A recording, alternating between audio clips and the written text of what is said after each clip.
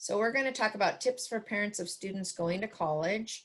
And the agenda tonight, we are doing a short intro, then we'll do important deadlines for college, resources on campus for your students, loans and financial aid, student debt. We're going to talk a little bit about that with parents, FERPA, college readiness and retention tips, what to expect the first year, and how you can support your student. Next, we're going to talk about important college deadlines. And basically, I just kind of outlined what a term can look like. And of course, the dates are not going to be the same for each term, obviously. But I only put the dates on there to kind of give an idea of the timeline of how far apart things happen. So for fall of this year, fall term will begin on September 23rd.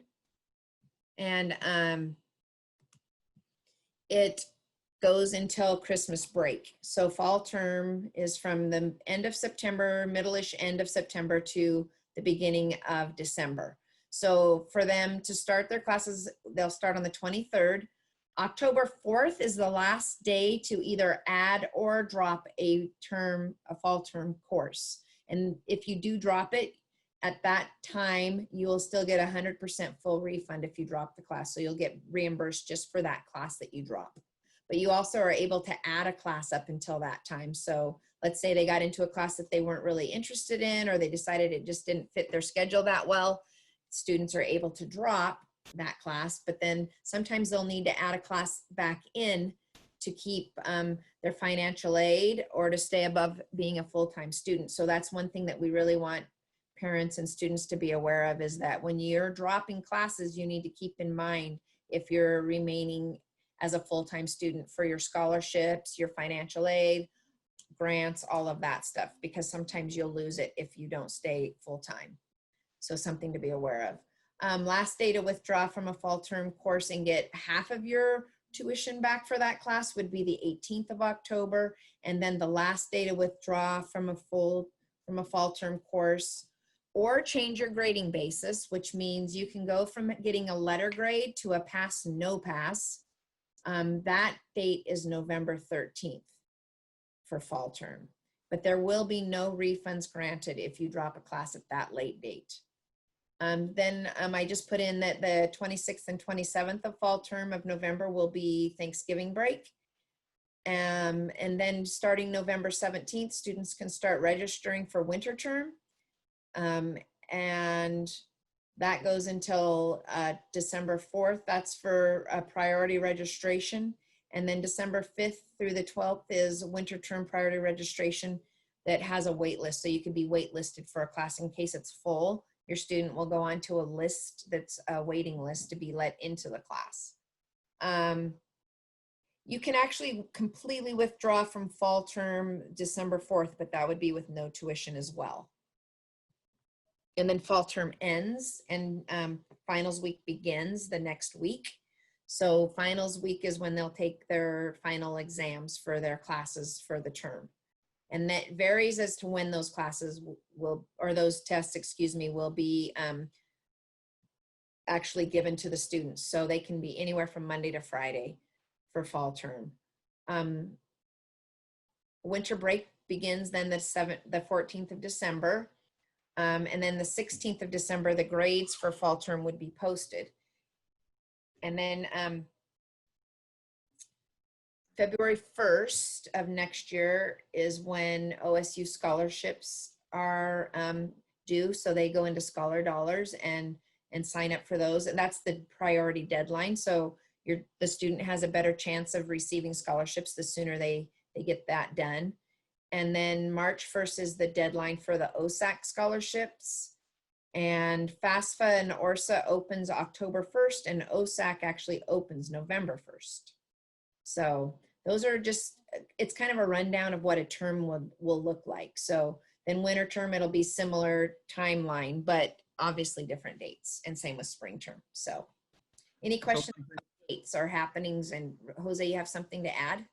Yeah, just one thing to know, because a lot of parents and students might be used to the semester system in high school.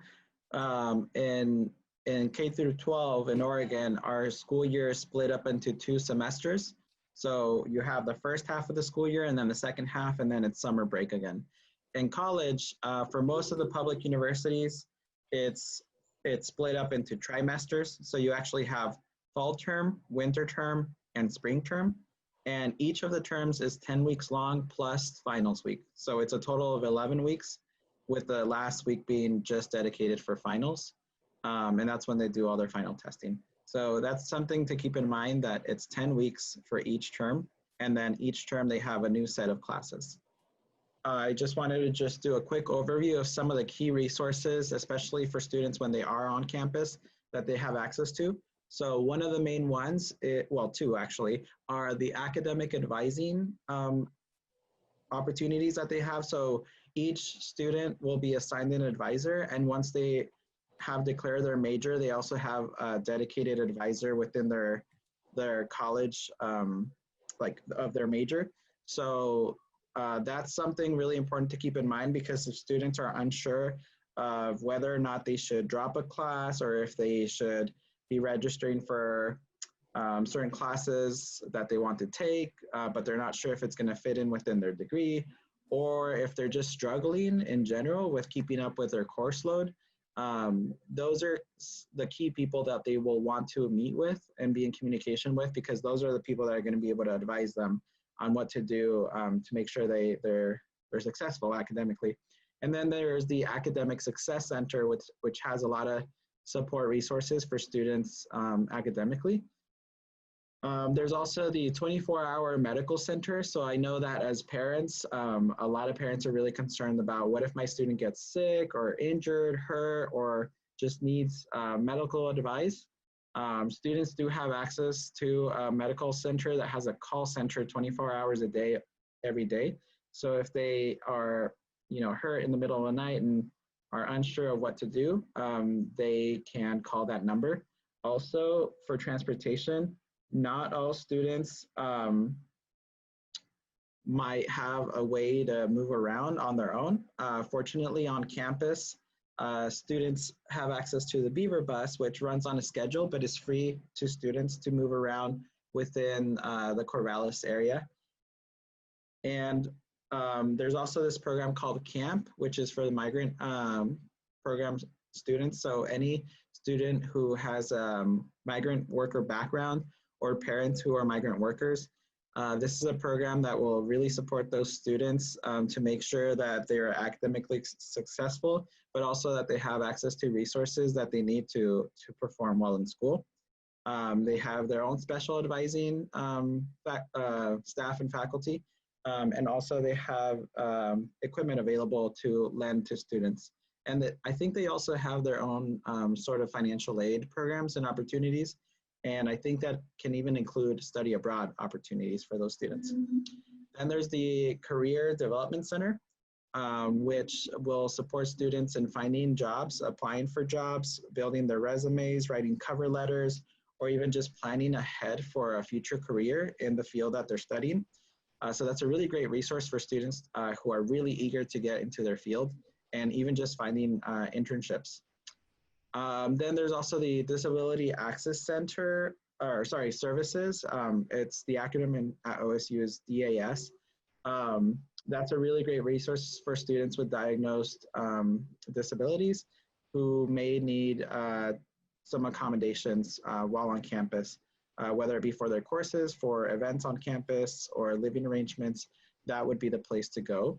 And then there's also the EOP program, or Educational Opportunities Program, which also provides a lot of different resources for students to make sure that they are educationally successful, and also just are fitting into student life on campus. Some of these programs we're actually going to be presenting more in detail next week. So if you are interested in tuning in and learning more in detail what these programs do, I welcome you to join us next week. And I'm actually not going to open up that link, but I would advise, if you want to see the long list of resources that OSU offers, that is the URL that I would welcome you to access, just because there's a long list of resources of all kinds on there. It has links and information about each program. I do just want to reiterate that these are OSU programs. Um, your student might not be going to OSU, and that's okay. Just know that other universities have similar types of programs. They might go by a different name, but you could probably find that information and of those resources on their website. Just remind parents or let them know that through the disability access services is also if your student has an IEP from high school, that can follow them into college. And you would work with that, that disability access service and take the student's IEP, and the college will make accommodations that are connected with their high school IEPs in most cases. I also wanted to just share this page just because it has some of the information about a lot of other resources on campus that are pretty important to students, especially during their first year, to get to know the Office of Financial Aid in case they're having any troubles with their student loans, with any scholarships that they were expecting to receive, or just have any questions about their billing. That would be a great place to get in contact with, especially if they have a private scholarship coming out from outside of the university. That's a place they would want to get in touch with to let them know, hey, I was expecting the scholarship to come in from McDonald's or whatever it is, and they're not seeing it. They would want to be in touch with them to make sure that gets into their account. Again, these are resources from Oregon State University. So you're going to find that there's also the registrar's office, the admissions office, student accounts, that calendar that you saw earlier with the important dates. That's the link that you can find those dates. And every year that's going to change. So, you know, that website is going to be updated with those important dates for every term and every school year. And then there's also the degree partnership program, which we're going to talk a little bit more about in a bit. But there's a website with more information for students who want to be dual enrolled with a community college and the university. Okay, so we're going to talk a little bit about loans and financial aid next, which I know students and parents have a lot of questions about these all the time. So we wanted to cover it one more time and talk specifically about the Parent Plus loans a little bit more. But first off, we want to talk about just loans in general. And one of the things that I want to reiterate is that most students do not complete college without taking out some sort of a loan. We, of course, don't encourage it or say you have to take out a loan, but we also want parents and students to understand that most students do not make it through college without taking out a little bit of a loan at least. And encouraging your student to try to take out the smallest amount is obviously the best route, but it is kind of a fact of life with college. So we just want to reiterate that. And then also that all loans, even your student loans, are repaid starting usually within 6 months after graduation. So that's just pretty much the general rule. After you've graduated, 6 months after graduation, you have to start repaying on your loans. But there are also a lot of programs that can help if there's, for some reason, that you aren't able to get a job, or your student's not able to get a job, or other things that can play into that. So those are things to just be aware of, that you can actually search out and find help in those situations as well. We really want to talk about the Parent Plus loan because this is the session for parents, and we get a lot of questions about these loans. They are an option, but they're a credit-based loan that parents can take out on behalf of their student to assist with the educational expenses that are still remaining after all other aid has been paid out. So after the students get their loans that they're able to access, when they've used up grants and scholarships and all of that, whatever's left with the expected contribution or what is needed to finish paying for college, parents are able to obtain a loan based on credit. If their credit is good, they can get these loans. So it's an unsubsidized loan, which means that your interest is going to start accruing them as soon as you take out the loan. So even though you don't have to pay on the loan, your interest will start collecting on that loan. So, and then the last thing is that the loans do require, as I was talking about, a credit check. So, and you'll also have to fill out a master promissory note, which you do through the federal aid website. But all of that stuff is things that you can learn about through your college's websites as well. And I'm going to go talk about that a little bit. So like Jose's been saying, that this is a lot of information that's based off of the Oregon State University website. But most of the time, if you have a student going to another college or university or community college, if you go into the search section of those web pages and click in financial aid or Parent Plus loans, almost every one of those college websites is going to have some type of information, and you will be able to find out the specific information pertaining to the college or university that your student may be attending if it doesn't happen to be Oregon State. And same with all the other resources. If you just put in medical and search that under your university or college website that your student's going to, it'll pop up with the information. I do want to say something there for the parents about the loans. Yes. I've had some concern, especially from parents who didn't go to college themselves and their kids are going to be what's considered a first generation college students. I've heard this concern about just the debt that's taken on. And one of the things I have to remind folks is, especially here in the US, the expectation for paying for college actually falls on the student. And so the student has to be responsible for how they're going to cover their educational expenses, whether it be loans, with grants, with scholarships, with working, whatever it may be. The primary responsibility falls on the student. So just keep that in mind.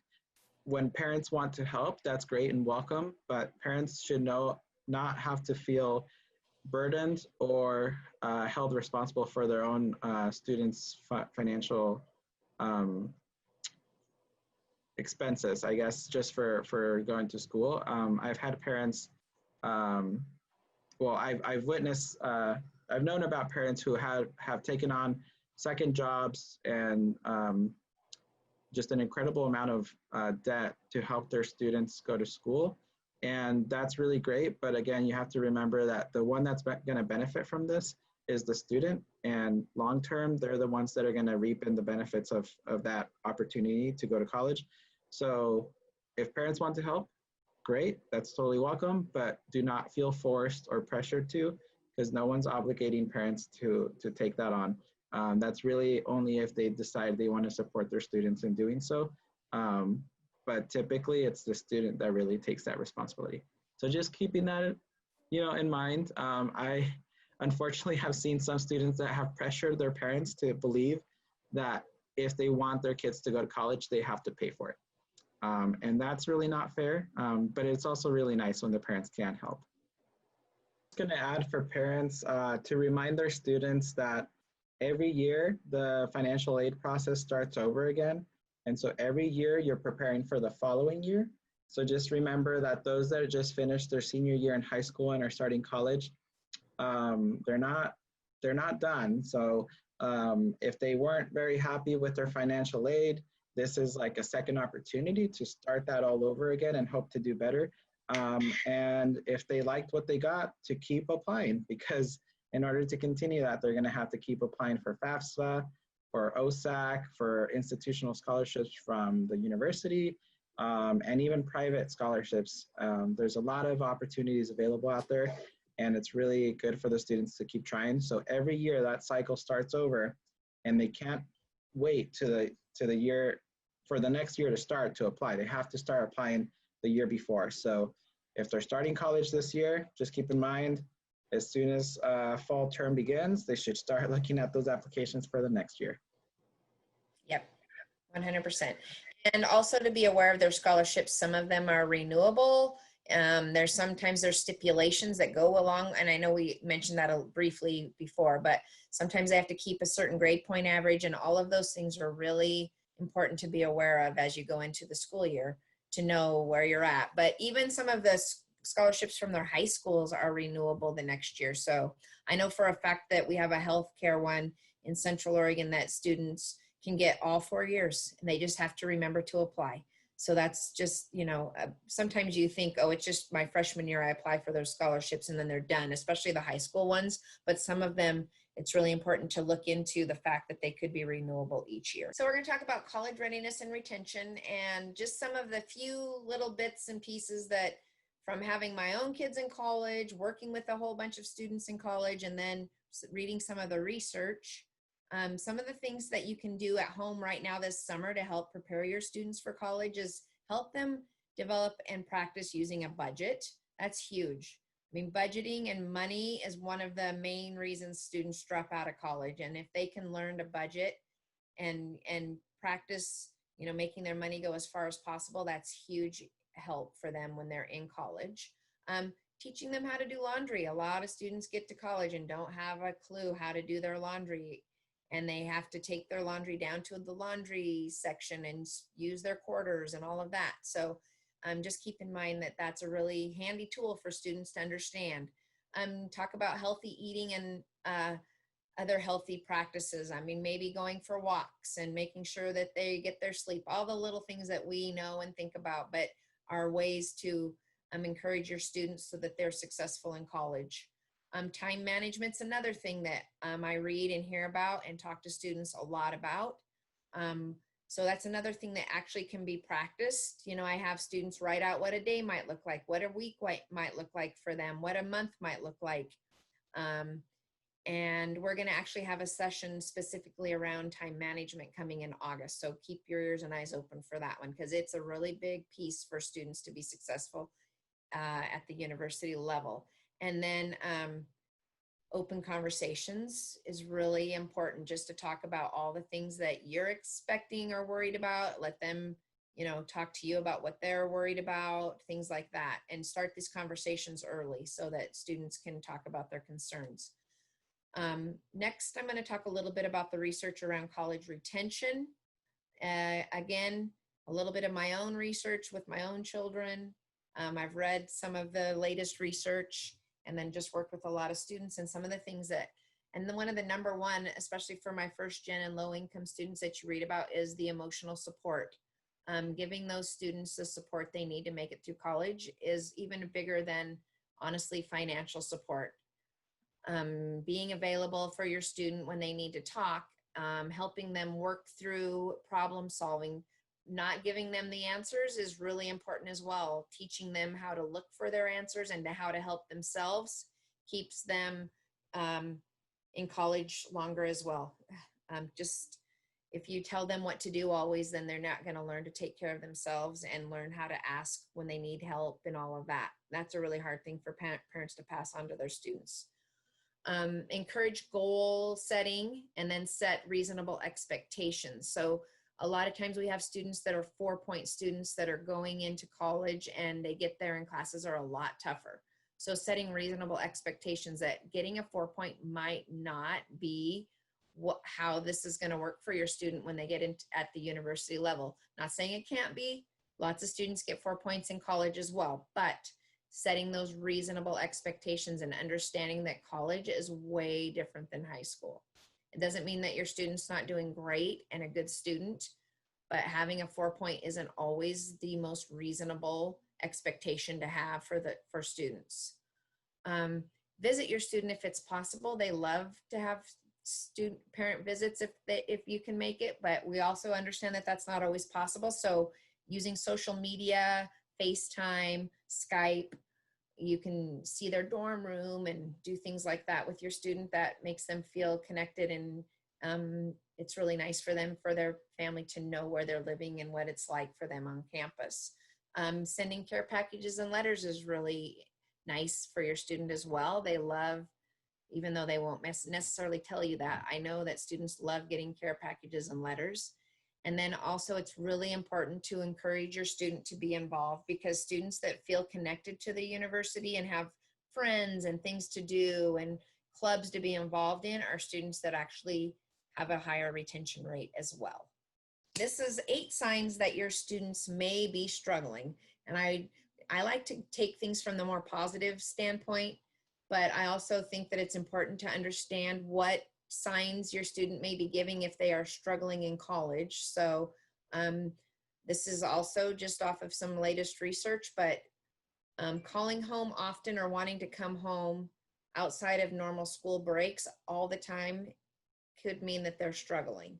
Not wanting to return to school after the holidays. If they're really negative about everything that's going on in their life, that could be a red flag. If they're not participating in any school activities, or again, getting lower grades. Sometimes that can be a sign, but it also, getting lower grades can also be just them adjusting and trying to figure out what is needed to get better grades in college. So having a conversation is really important. Not going to class or completing school projects, definitely a red flag. Showing a significant weight change, whether that be a significant weight gain or weight loss, is a sign of stress. And then if they're needing extra money often, that could also be a sign that things aren't going so great for them. And of course, these can also mean other things. Doesn't mean they're necessarily struggling in college or not going to make it, but definitely signs that you want to be aware of so that you can have that open conversation with your students. Yeah, so one of the things that changes in the dynamics from parents and students when their students go to college is that the students are typically over 18 years of age and then become a little bit more independent in their education. And what that means is that many times parents, especially when they're helping pay for the student's education, parents are expecting to receive some sort of progress report or some information about how much the student owes or how they're doing in school, what their grades are, what their attendance is like. And that just can't happen because unless the student allows for the parent to have access to that information. And that's a process that has to be done with the college or university for that parent to actually be able to get some of that information released to them. But the normal and the normal status quo is that only students have access to that information themselves, whether it be their grades, what classes they're enrolled in, how much they owe, how much they've paid. All of that information is reserved only for access to that student specifically. Sometimes this can be a point of contention with parents and students because the student doesn't want to release that information for parents, and parents feel like they have a right to know. And really that has to be an agreement between the parents and the student in order to get access to that information. And the student has to tell the university or college that they are okay with that, and they have to process a document stating who can have access to their information. So a couple things to expect during that first year from students and just knowing how to support them. We kind of covered a little bit of about this earlier, but one of the things to keep in mind is that this year looks a little bit different, especially with all that's going on with COVID-19. Normally, move-in day can be a big, stressful day, and it's a big deal for students and families just because it's that day when everyone goes to campus and helps their student move in and helps drop off, their bags, their clothes, their technology, everything they're going to need in the dorms, and just gets to see where they're going to live and just spend some time together before everyone heads back home and the student stays on campus. Well, this year that may look different, especially if the student's going to be staying at home and doing education online. So just keep in mind that's going to look a little bit different. That could be tough on students because they can get really excited about that move-in day and like being on campus. So just keep in mind this is going to be a little bit different to the usual norm for move-in. And depending on how things go, they might be moving in winter term, they might be moving in spring term. It all really depends on how things end up going with the school year. Things are still yet to be determined, so keep an eye out for further news on that. Another thing to keep in mind is if once students are living on campus, weekends can be also one of those points of contention if the parents expect their students to be home to visit every weekend. I think it's a cultural thing, but at least in my family, my parents expected me to come home every weekend, and whenever I didn't, they thought I was upset or that I just didn't want to come visit them anymore, or that I didn't want to spend time with them. And really, students have a lot going on while they're in college, and weekends is a really great time for them to build stronger relationships and connections with their peers on campus, to work on group projects, or if they're working part-time jobs or jobs on campus. It's really good for students and parents to communicate about those things and what those expectations are for coming home. Um, it's it's really unlikely that students are able to go home every weekend, and really not like I wouldn't recommend that students go home every weekend. They should definitely spend some weekends on campus to really take advantage of the resources and programs that take place on campus during the weekends, because that's when they're not in class, but there's a lot of other things going on at the university. So just keep that in mind. As parents, it can be kind of tough to let that go and not really see them for a long period of time. Communication, this is also a preference between students and parents, but I know for my parents, it was difficult to learn that I can't just pick up the phone and answer their calls at any time. There's a lot going on, not just during the day with classes, but in the evenings as well, with other programs. If students get involved in leadership or other clubs and activities, they might actually be busy and not be able to, pick up your calls. Texting now is a lot bigger, a lot more popular. So texting is a really safe way to communicate, because a student can get back to their parents once they have some free time.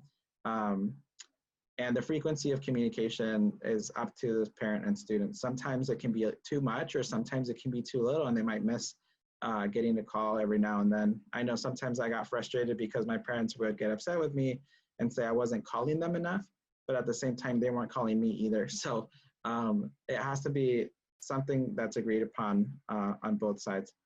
And then one thing I put in here is forming, storming, norming, and performing. It's just a theory of development. So for students, their first time in college, they're gonna struggle a little bit in just getting adjusted to that new rhythm of school and education and just life in general. So that's the forming stage. Eventually, they're going to hit storming, where some of those challenges and struggles are really going to be noticed more, because perhaps if they're taking classes online, that's not something they're used to. They're struggling, they're falling behind, they're not turning in assignments, or they're just not logging into class. That could be a big issue. That's where if you start noticing those issues, they really need to be addressed, or something needs to be done. If the student needs to drop a class, or audit the course, or ask for help, or tutoring, you do need to keep an eye on that, because if that student doesn't get into the norming phase before it's too late into the term, it could mean that student's not going to be passing their classes and going to continue to struggle. So then you go into norming, and that's where the students really find the rhythm of things for themselves and start to get adjusted into that new format for whether it be online classes or on campus, asking for help. And then you get into performing. Once they really got used to it and got the hang of things, where they can actually, perform at their best. So just keep in mind, students go through those phases.